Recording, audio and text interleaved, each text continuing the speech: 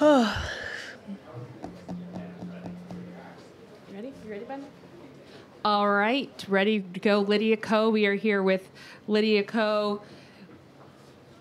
Sorry, completely lost my train of thought there for a second. I think when Lydia Ko. Lydia Ko is here. Finished second last year, our winner here in the desert in 2016.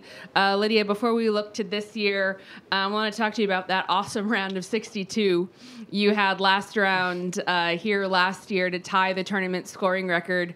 What got into your head that day? You were just playing lights out. I obviously started well with birdie and then eagling the second, and then hold a really long putt on 4. So I just kind of got into a good momentum, made a string of birdies at the end of my front 9 that kind of led to the back 9 as well. And I think when I was out of position, I was able to make a pretty make my way around it, and then every time I had a birdie opportunity, it was almost as if I couldn't miss. And those days are very seldom, so to have it on the last day here at the first major was definitely one of the best rounds I've played. You've made the jump here into Poppy's Pond. You have great memories. We're happy to be here with Chevron and what they're bringing to the championship, but certainly bittersweet to be here for the last week. What are some of your best memories, taking away the jump, your best memories of being here in the desert and the time here at Mission Hills? Yeah, obviously there's so much history here with Amy Alcott being the first one to jump into Poppy's Pond, and that kind of started, I think, a lot of dreams for many girls out there to want to jump in Poppy's Pond. And I've seen so many different shots, so many different finishes that had led to players jumping in there. This is kind of the end of the first part of the West Coast swing for us, so it's never a bad place to be. So just great memories on the golf course.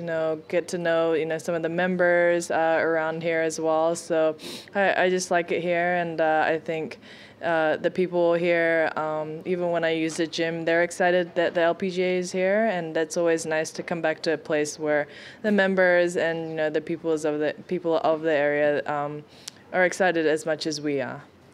So now moving ahead here to this week, you already have a win under your belt at the Gainbridge a couple weeks ago. Come here off a tie for 12th this past week in Carlsbad. What have you been working on with your game that makes you feel confident as you come into this week at Rancho Mirage? My ball striking was pretty solid over the first 2 days at Aviera, and then I was struggling a little bit on the weekend, but kind of salvaged my way around on Sunday. But it's I feel like at the start of the year I wasn't really sure where my game was at because I didn't really have a lot of time to prepare, and the first 2 weeks having top 10 at Nona and then winning at Gainbridge was kind of a surprise and a bit of a bonus, and then had quite a bit of a break before Asia, and that trip kind of got cut short, unfortunately. But yeah, just trying to make sure that the things that I'm working on, just to be a little bit more consistent with the ball striking and then being on top of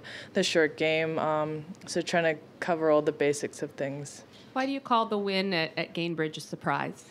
I actually only had like 2.5 weeks to, I normally take like 4 weeks off and then practice 4 weeks and then get back into the first event. But this year I kind of had a week off, practiced for a couple weeks, and then had like another 10 days off, and then ended up only having 2.5 weeks. And I was meant to have 3, but I got sick a little bit, so my time was getting shorter and shorter. And the week before Nona, I didn't really think my ball striking was there, and for most parts it wasn't that bad, so that kind of gave me good momentum and a little bit of confidence going into Gainbridge, where I think at points where I wasn't sure if I should play that second event, just to give myself more time for the next few that was coming up. So ended up being a good decision, and I think it was a good lead up, and I think that's always nice to play a couple events to kind of get your momentum and see where your game's at and go from there. Absolutely.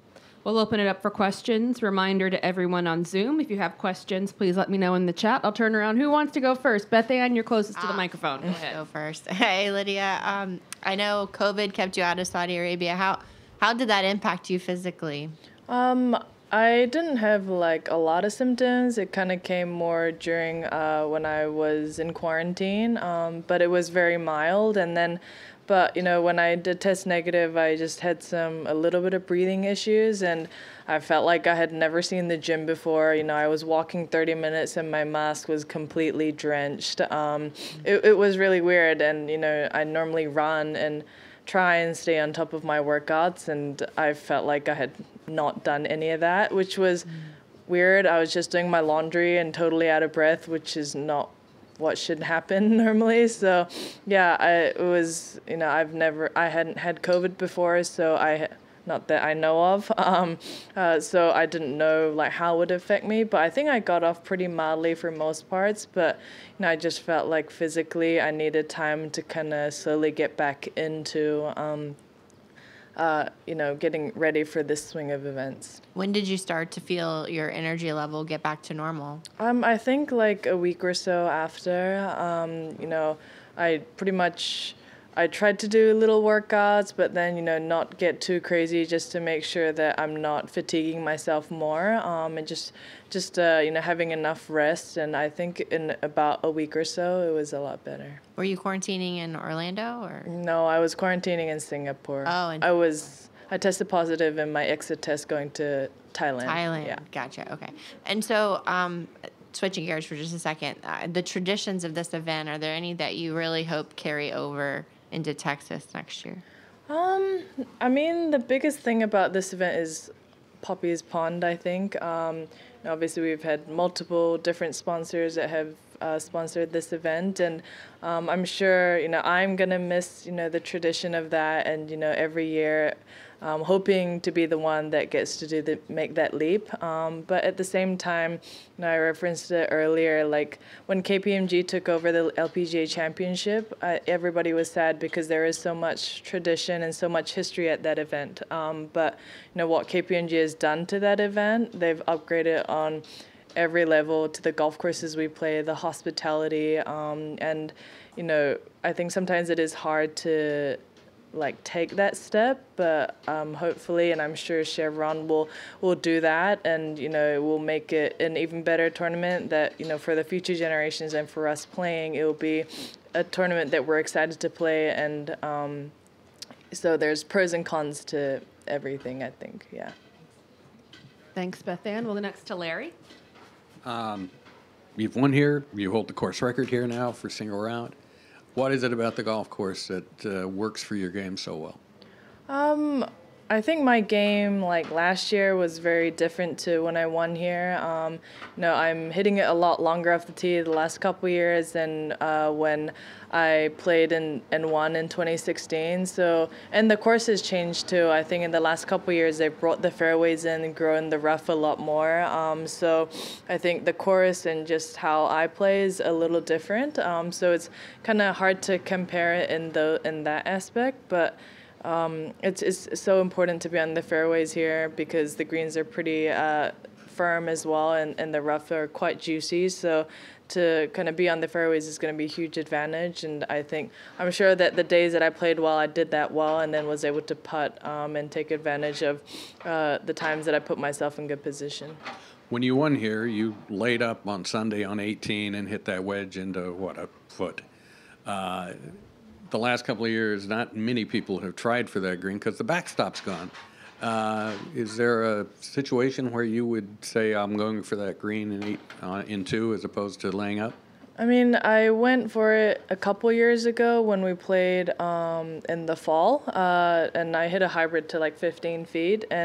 But I think you do need to have a perfect number, and even if it's a perfect 3-wood, obviously that wouldn't be a club that I would try to go for on that green. It would probably be at least 5-wood and under, just so that I know that it's got some sort of receptive motion when it hits the green. But yeah, I think it's going to be very dependent on the lie. I could have gone for it the year that I won, but Jason, who I was working with then, said, "Hey, I think you just need to lay up and just let's just make a birdie and see where we end up." So it's a good thing I listened to him then. But it's so circumstantial and very dependent on the wind as well. Next to Kent. What have you been working on in your game coming up into this event? Just trying to make sure that my ball striking is a bit more consistent, and I know that my confidence rides a lot alongside that, and my driving accuracy and fairways and then green in regulation were both aspects that I want to take as big goals going into this year. So those were probably it, and just making sure that I'm not getting technical and just, being free and aggressive when I'm out there playing. How hard is it to not be technical out there when you're working through that ball striking change? We haven't really done anything new, so I don't think I've been very technical. I think sometimes when you're not hitting it well, then you could go more that way, but, sometimes it is good to have technical thoughts, because that kind of keeps you on top of it, and then sometimes you just need to let it go, so it really depends on the situation and where you are at the time, but I don't think I've been very technical at all, to be honest, yeah. Amy? Lydia, after the final round 62 here you shot last year, you went on to win for the first time in 3 years and obviously have had quite a bit of success since then. How are you different from when you came here last year?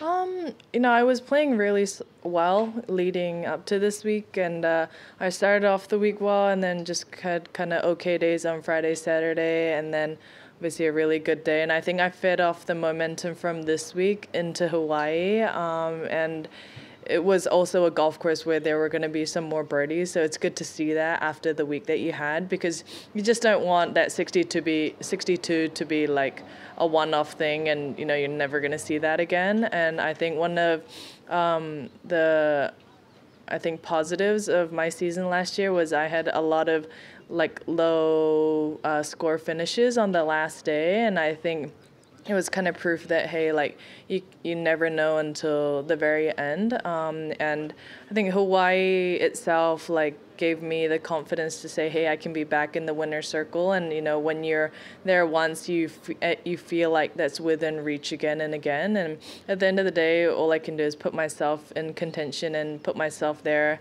as many times. And then, whatever happens, it happens. I can't really control, every little thing, so just trying to do a good job of the things that I can control, and then kind of let the other things settle the way it's gonna be. Last year when you were here, you talked about how some of Sean Foley's messages and texts had really helped you and having more commitment and conviction over commitment to your game. How has sort of his messages and advice evolved to you over this last year as you've achieved so much?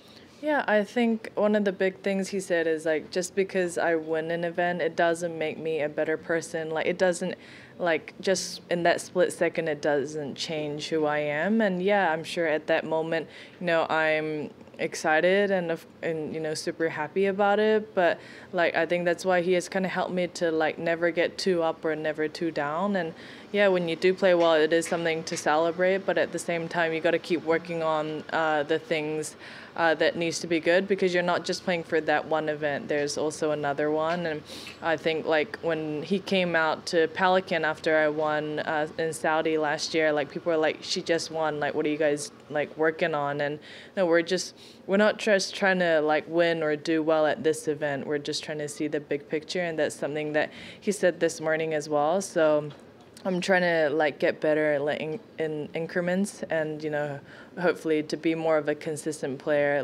down the road, as much as I want to play good golf now. All right, we're going to go to the Zoom. Douglas Maida has a question. Douglas, you can unmute your microphone, please. Hi, Lydia. How much confidence do you have in your game coming into this week? What confidence do I have? How much confidence? Oh, how much confidence?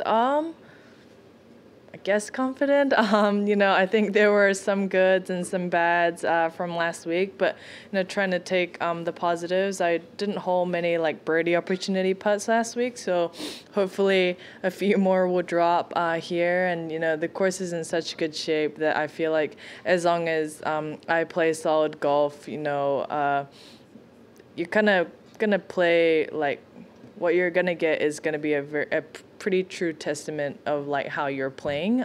So yeah, hopefully confident. But when you tee it up on Thursday, it always feels a little different. You've got some adrenaline, you've got some excitement going through you. But yeah, I'm just trying to stay positive, and I know that like I don't need to play perfect golf. I just got to play the best golf in the situations I put myself in. Okay, Lydia, this year we now have the KPMG Insights program. How helpful has it been for you to assess your game and prepare for tournaments and events? Yeah, I think it's a super cool technology and information that we can have and rely on. To be honest, I've never really been a huge stats person, so it's not something that I have drawn to, but I think it's great, and it's not only great like for us, but I think it's like more accurate data for like people that are fans as well, and to kind of see like, oh, like this person's like doing this, and like I saw like Minji's stats of like her strokes gained from like something like 100 yards to like 225, and she was first in everything, so it's pretty impressive. So seeing kind of those kind of things I think is really great, like for fan interaction as much as it is important and like good information for us as players to kind of look back at. Great, thanks, Lydia. Thanks, Douglas. We'll go back here in the room to Beth Ann. Oh, just one last one. Any insights you can give us from the Champions dinner last night? I wasn't. Oh, sorry. Yeah. Only they had short ribs.